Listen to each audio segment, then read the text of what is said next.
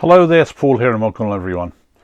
Now, if you've ever thought of doing, or in actual fact done, any laser engraving on something like a pen, as in a cylinder which is not flat, then hopefully this video will give you one or two things to think about. With a laser engraver, the head will usually move around over the work, and if it's like mine, you'll have the head go from side to side and the bed where your work sits on goes backwards and forwards, which is absolutely brilliant. When you've got a flat piece of work like that, everything always stays the same. It's not a problem. For some cylinder work, you can actually buy a special bed which basically will rotate the cylinder as you go along, so that way the head has just got to go backwards and forwards across the side. Like with mine, where the table goes backwards and forwards, the cylinder will rotate. But not many people will have that set up. The moment you start looking at, say, something like a pen plank, doing something like a cylinder, then there's a few things you might need to think about. And there's two main issues here. One is focus, and the second one is image stretching. When I talk about focus, the best comparison is a bit like if you try to burn something using the sun and a magnifying glass.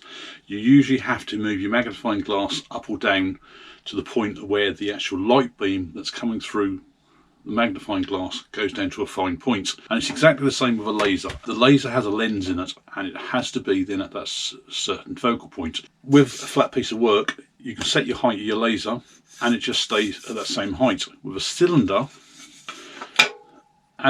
it's fine if you go down one piece, but the moment you start going off that center point or that height you've set, the height changes. So I decided to do a little experiment to see what happens when I actually change that focal point. Two sets of lines here, which I'll show the image on the screen. On both of the sets of lines, the top line on these is where the actual focal point was set at the right area.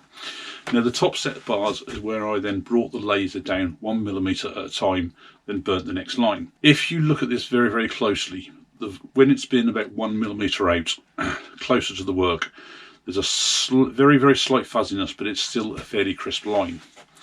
The 2 millimeter there is starting to get a little bit of fuzziness, and the 3 millimeter a little bit more as well. But the main fuzziness comes in at about 4 to 5 millimeters.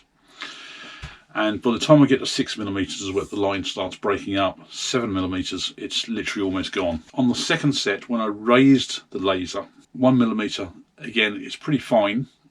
It might not be quite so accurate, but you can see as it goes down to 2-3 millimeters that it starts slightly getting worse. I would say, based on the settings I have for my laser at the moment here, I could probably, if I want a nice crisp image, I could probably maybe go 1 millimeter closer to the work and maybe 1 millimeter away from the work to keep a very, very crisp line. Depending on the power of your laser will have an effect on how these lines come out. So if you've got a laser, certainly do an experiment. It's a quick and simple test. So that brings us on to our tubes. How do I really work out how big I can go on there for my focal point? Well, I did a bit of maths here, and I'll show the graph on the screen, and you'll see two curves. There's a blue line and a red line. I've based all of these measurements, if you look at the side measurement there, on 6 millimeters, which would effectively be the radius of one of my average pen tubes. The blue line basically is going from that center point at the top here, so it would say 6 mil at the top here, and going round. So you can watch the line go across. It's got a slight curve to it first of all before it then starts dropping off quite quickly. Now the red line, if you look at the bottom there, that's how far I've gone from the center point across to the side. If I look on the graph for where I've dropped from on the blue line from 6 millimeter to 5.5 millimeter, where I've dropped 0.5 millimeter in height, then looked further down at the red line, I've moved across about 2 millimeters. So 2 millimeters from the center here, the surface of this is actually 0.5 millimeter lower.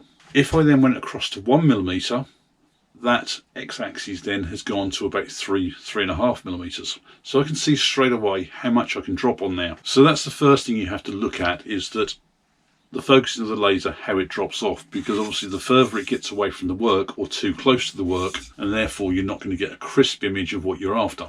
Now the second point that I made was image stretching, and you probably might wonder what I mean by that. Now here's a little test burn I've done. It's not too visible on my name on there.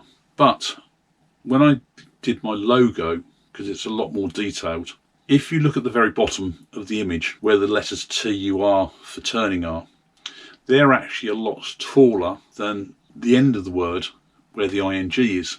And that's basically because the ing was down at that top point, whereas the TUR is actually further over on the side and therefore further down. And the best way to explain that is, if I tell my laser to do a 1 centimetre line, it could be that it, on a flat piece of work, it will do, say, a line similar to that. Cylinders curve round, and therefore the more you get to the edge, you've got more of a drop off. So if, for example, this was some form of a nature of the cylinder, and I then told it to do a 1 centimetre line, it's going to start at the same point here, but a centimetre across will then drop down to, say, like there. Therefore my line all of a sudden is actually double the size. Now I know that I've used some Imaging software in the past where sometimes you've created, say for example, a cylinder, and then you can place an image around, say, that cylinder. But I think to overcome this, if you really wanted to get away from that and you're not going to use one of these rotating beds for a cylinder, you're going to somehow have to manipulate your image so effectively it starts off as a flat. Then you can have it as a 3D image so that you can curve it around however much you want to go. Then that way return it as a flat image so you're looking at that top so that these edges are actually shrunk a bit. There is probably software out there that you can do this, and you probably may already know how to do it, but at the moment, unless it's caused you real concern, it's just another point you've probably got to look out for. So I have my beach blank in there ready, and what I've decided on, I've just done a test run, so I'm going for my smaller version of my name rather than the big version because it will show up so well in the light wood. When I do the walnut, I might opt for something slightly bigger. My name on here is actually only 5mm high, so that means I'm 2.5mm from the centre. So if I look on my red line to find out where 2.5mm is, and then follow that up, I can see that I will just be just under 0.5mm down from the surface. So therefore I can still focus on the very top point here because I'm only going to be down 0.5mm lower by the time it gets to the edges.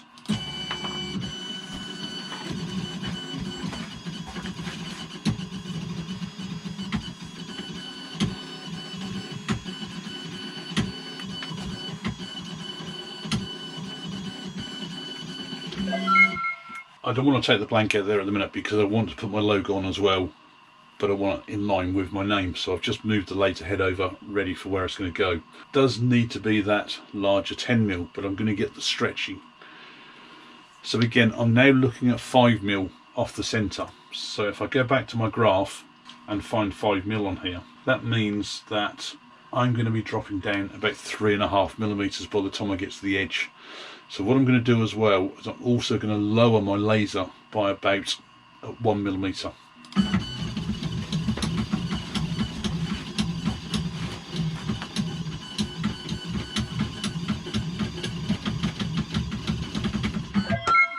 Really pleased with it. Now my name on there is nice and crisp and clear.